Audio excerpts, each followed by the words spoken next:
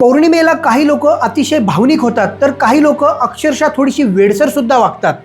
तर मग काय असेल यामागचं शास्त्रीय कारण? चला तर मग समजून घेऊयात.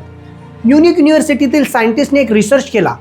त्यांनी सांगितलं पौर्णिमेच्या आसपास रात्री चंद्राचा प्रकाश जास्त असतो, त्यामुळे शरीरातील मेलेटोनिन हा घटक कमी सिक्रेट होतो आणि त्याच्यामुळे कुठेतरी आपली झोप डिस्टर्ब होते. आणि एकदा झोप नीट झाली नाही की शरीरातील कॉर्टिसॉल लेवल वाढते, जो आपला स्ट्रेस हॉर्मोन आहे. आणि त्याचबरोबर सेरोटोनिन लेवल सुद्धा फ्लक्च्युएट होते, जो आपला मूड स्टॅबिलायझर आहे. या सगळ्या गोष्टी घडल्यामुळे आपल्या मनाचा समतोल ढासळतो आणि कुठेतरी अतिविचार, चिडचिड आणि भावनांचा उद्रेक होतो. याला इंग्रजी भाषेत लुनाटिक असं सुद्धा म्हणलं गेलंय. लुना हा शब्द चंद्रावरून आलेला आहे, हा योगायोग नाही. पौर्णिमेच्या रात्री चंद्राची ताकद ही अतिशय जास्त असते आणि जास्त ताकद कायमस्वरूपी नियंत्रणात असेल असं शक्य नाही. आणि म्हणूनच ज्या लोकांना पौर्णिमेच्या आसपास भावनिक त्रास होतो, अशा लोकांनी महादेवाच्या पिंडीवरती जलाभिषेक केला तर त्यांना त्या ठिकाणी नक्कीच चांगलं वाटू शकतं.